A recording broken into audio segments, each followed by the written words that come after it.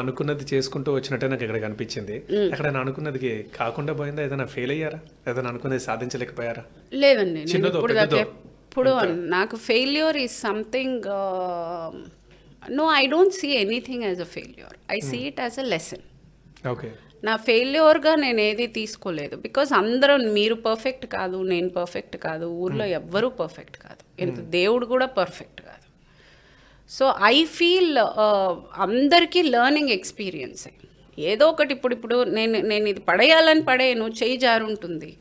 అది మిస్టేక్ అని కొంతమంది అనుకోవచ్చు, అది తప్పు అని కొంతమంది అనుకోవచ్చు, అది మహాపాపం అని కొంతమంది అనుకోవచ్చు. కానీ నాకు అది లెర్నింగ్, నాకు అది ఎక్స్పీరియన్స్. ఓ ఇంత పక్కన పెట్టుకున్నాను కాబట్టి కింద పడిపోయింది అనేది నాకు లెర్నింగ్. నేను నెక్స్ట్ టైం కొంచెం దూరం పెట్టుకుంటాను, అంతే. నేను నేర్చుకున్నది అదే లైఫ్లో. ఓకే. సో ఫెయిల్యూర్ని కూడా చూసే విధానం అంతే. ఫెయిల్యూర్ అనేది రావాలి లైఫ్లో. ఒక 100 ఫెయిల్యూర్సే మనల్ని రెక్టిఫై చేస్తుంది, మనల్ని బెటర్ చేస్తుంది, మనల్ని ఇంకా చెయ్యాలి అనే ఒక డ్రైవ్ ఇచ్చేది ఫెయిల్యూర్సే. సక్సెస్ ఉంటే మనకేం రాదండి, ఏం నేర్చుకోలేము సక్సెస్లో. ఫెయిల్యూర్లోనే నేర్చుకోగలం చాలా విషయాలు, ఫెయిల్యూర్ తోటే నేర్చుకుంటాం. We become a better person, we become more matured.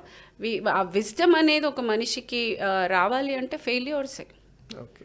ఆకలి ఏంటో తెలియాలి, అవమానం ఏంటో తెలియాలి, ఇబ్బందులు ఏంటో తెలియాలి, ఫినాన్షియల్ డిప్ ఏంటో తెలియాలి. అన్నీ తెలిస్తేనే లైఫ్ అప్పుడు సక్సెస్ ఎంజాయ్ చేయాలి.